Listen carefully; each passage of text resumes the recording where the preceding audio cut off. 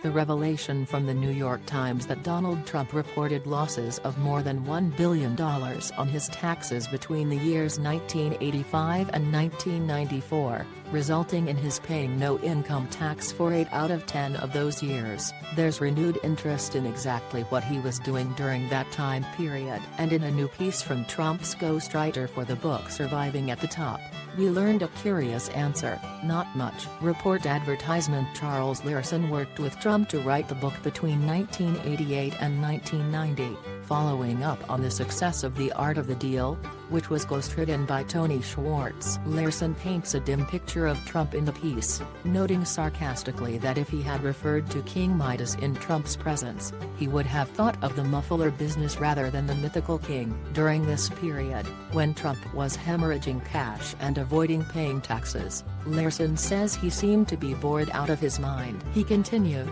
"Indeed, flipping through fabric swatches seemed at times to be his main occupation. Some days he would do it for hours, then take me in what he always called his French military helicopter to Atlantic City, where he looked at more fabric swatches or sometimes small samples of wood paneling. It was true that the carpets and drapes at his properties needed to be refreshed frequently, and the seats on the renamed Trump shuttle required occasional reupholstering. But the main thing about fabric swatches was that they were within his comfort zone, whereas, for example, the management of hotels and airlines clearly wasn't. One of his aides once told me that every room at the plaza could be filled at the rack rate, list price, every night, and the revenue still wouldn't cover the monthly payment of the loan he'd taken out to buy the place. Neither he nor the banks had done the math beforehand. In other words, he'd made a ridiculous deal. Or perhaps Trump knew it because someone had told him, but didn't want to think about it. The piece also recounts Learson's interactions with Trump,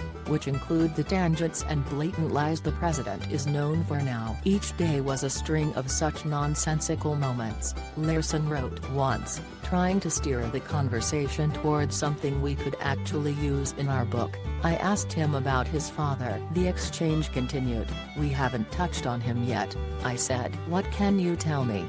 He stared into the middle distance and began to speak. Then he said, "Charles, put something there." "My father."